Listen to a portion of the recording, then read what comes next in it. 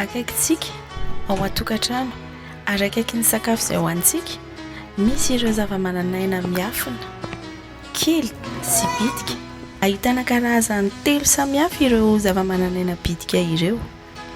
Ny sasany dia tsara ampiasaina ao amin'ny sakafo sy ny zava-pisotro toy ny yaourt, fromage, sakafo masirasira.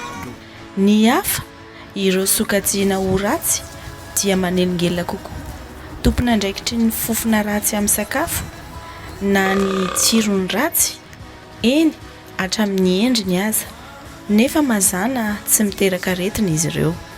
Fa misy karazany hafa ireo zava-mananaina bitika izay tokony hatahorantsika na dia tsy manosika fofona ratsy azy izy ireo ary tsy manova ny endriky ny sakafo.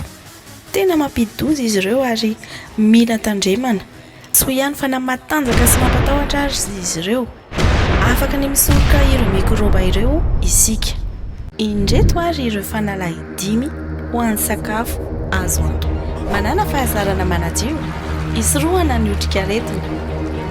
Sarao ny sakafo manta sy masaka, hisorohana ny fifindran'ny otrikaretina.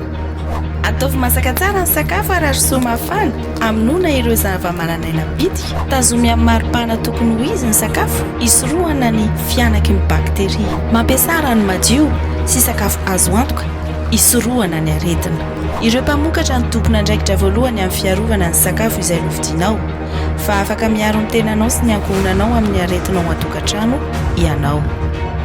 Ampiaro ny fanalahy 5 ho an'ny sakafo azo antoka, ianao koa dia manana andraikitra amin'izany.